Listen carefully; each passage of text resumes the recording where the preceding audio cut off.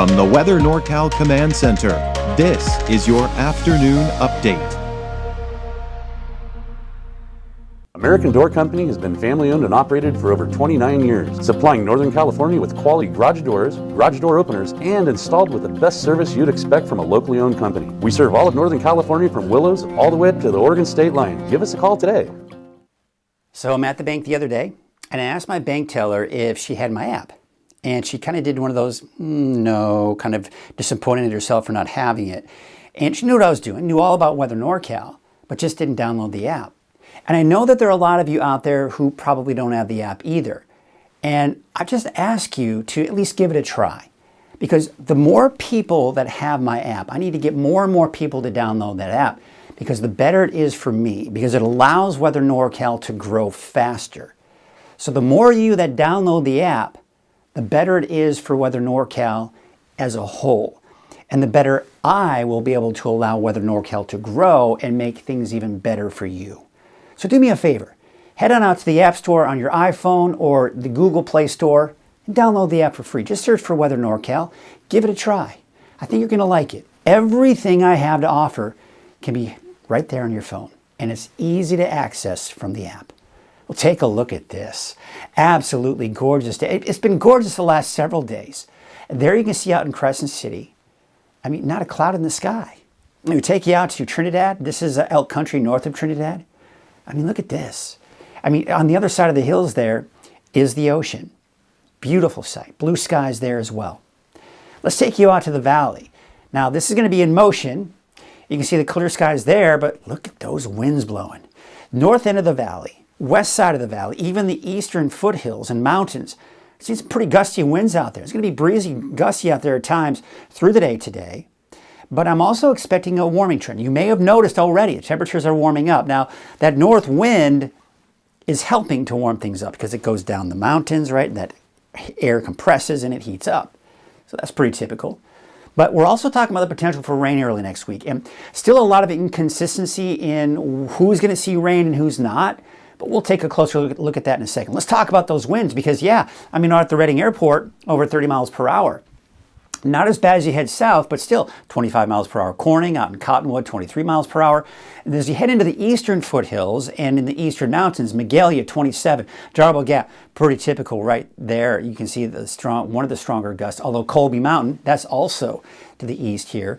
That is 39 mile an hour gusts so far. And Bernie Mountain, look at that, 43 miles per hour. So some of those exposed mountain ridges are really seeing some of the strongest winds, and some of those valleys as well kind of funnels through that. So that's going to continue off and on here. Now you'll notice today, later on this afternoon, the valley probably see the winds die down, and even the foothills. But then later tonight, watch what happens as we go into tonight and tomorrow morning.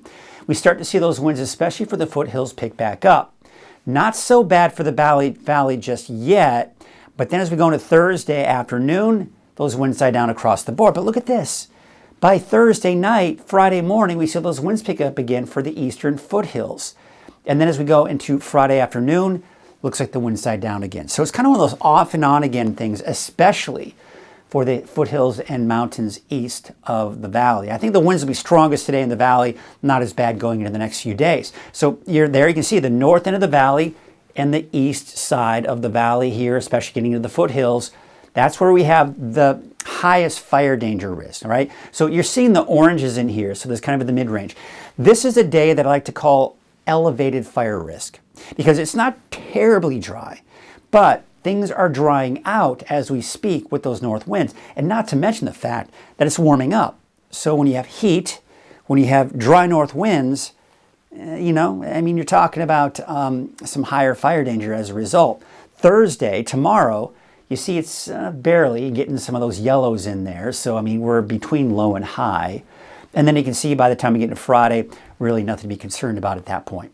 So big ridge of high pressure right here over the eastern Pacific right now. This is unseasonable. I mean, we don't typically see ridges this strong this time of the year, but it's what's allowing us to warm things up. And we're noticing that today. We're going to notice it again tomorrow, and not to mention Friday. But after Friday, this warmer air is getting shunted to the south. And why? Well, because we've got this colder air over the Gulf of Alaska that's pushing down to the south. Now, what's going to happen is the main pocket of cold air is to our north. So we're not going to see a huge drop in our temperatures, but it is going to drop back down below normal. What we are seeing, though, right here is this trough. This is going to add some instability. But this is, what it looks like, could be our typical cold front that breaks apart as it moves through. Now, this particular forecast model, this is the GFS, it's the American forecast model. Here it is. You see how you have the tail end of the cold front. This is typical. And I see this all the time, and we've seen this all the time. You see it strongest on the coast, and then as it starts heading eastward, it starts to break apart. Now check this out. So it kind of hops over the coastal range and then kind of reestablishes itself as we go into Siskiyou County, Modoc County, and eventually by Tuesday afternoon, making its way into some of the eastern mountains, but kind of just skipping the valley altogether. Now, as I look at the European forecast model, the last 2 or 3 days, it's been consistent on everyone seeing some rain. So for now, I'm going to go with my gut instinct on this for now. We're going to see what happens as we get closer to early next week. I'm going to call for rain on Tuesday for the North Coast. That includes the inland areas, parts of western Siskiyou County and Trinity County. I think everywhere else should stay dry. Now we're going to watch this. I'll watch it closely. If you have plans early next week, be prepared for the fact that the forecast may change for the valley and especially even in the eastern mountains where we could see some more rain. Now, as we go towards the end of next week, it dries out again. We have another system that we may have to keep our eyes on, but as of right now, we're just not seeing a lot of rain in the forecast. Wave heights today, yeah, they're still pretty high, especially out to sea. And it looks like as we take you into your Thursday, we may start to see them kind of subside a little bit. Not as bad, about 7 to 8 feet. So we look at our marine forecast. And you do have those winds from the north at 15 to 25 knots. So pretty gusty off the coast as well. There you can see your waves. Your low tide was at 9:41 this morning. Your high tide will be at just before 4 o'clock this afternoon. There's your sunset tonight, your sunrise tomorrow morning. Small craft advisory through this evening. It should be allowed to be lifted by tonight and tomorrow. Here's the warmer temperatures. We're back up to around 90 degrees, give or take, for us in the valley. For the mountains, it's warming up too, but man, pleasant, right? We're talking low 70s, even some mid 70s. 86 for Weaverville, 85 in Hayfork, and right around 90 for some of the inland areas, and upper 60s to low 70s out along the coast. All right, so let's take a look at our 7-day outlook. And so here's what I've got here. Notice on Tuesday, I got a chance for showers for you in Mount Shasta City.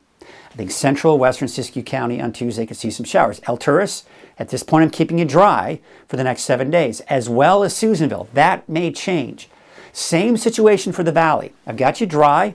The peak will be on Friday. Temperature starts to drop again. We're going to be back down to about 76 on Tuesday. Now, I don't have any raindrops falling from those clouds there, but again, that may change. I'm watching it closely. I'll definitely keep you informed.